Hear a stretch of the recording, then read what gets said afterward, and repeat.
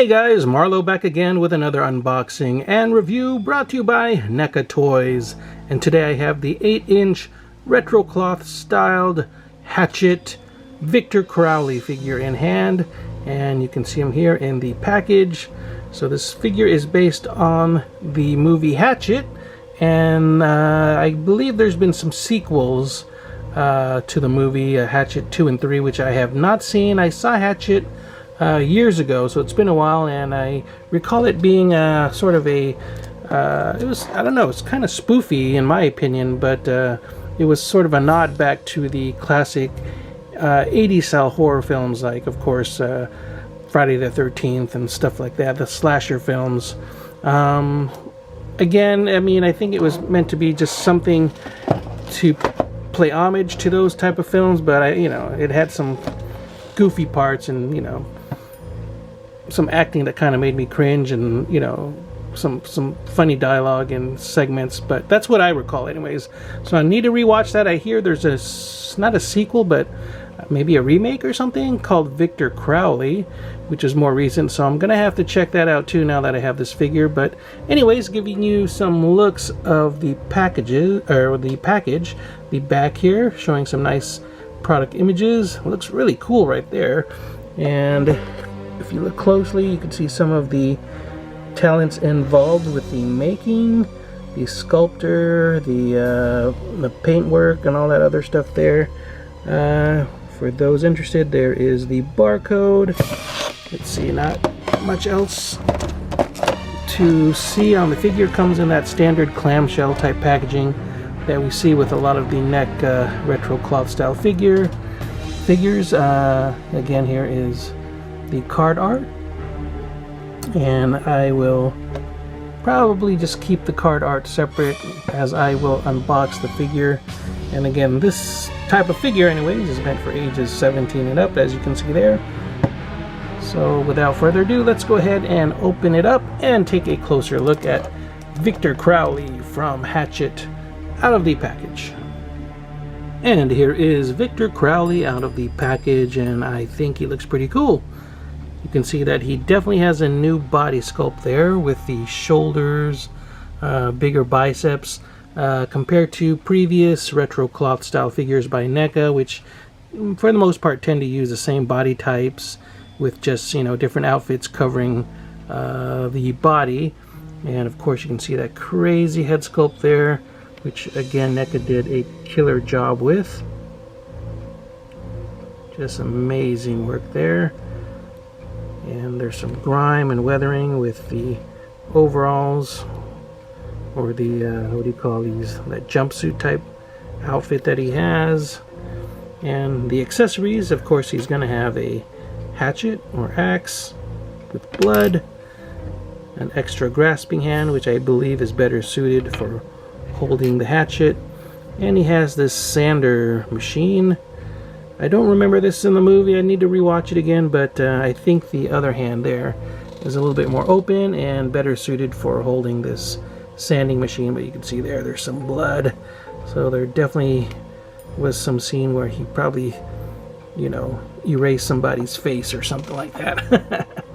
So again, looking at the figure, let's look at some of those details. You can see all kinds of blood splatter all over him.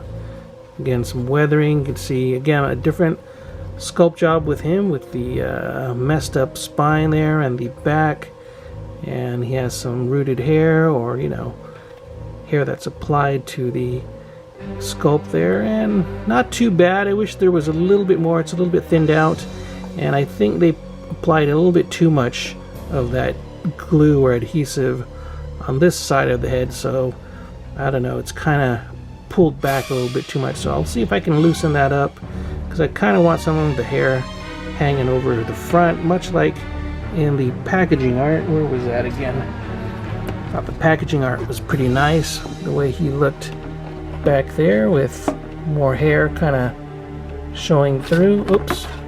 But anyways, you get the idea. There's not as much hair with the final figure in comparison. So again, just a little bit more hair would have been cool, or maybe less of that sticky stuff that they use to apply it. So giving you some further views of the beautiful head sculpt, and he has that face that only a mother could love.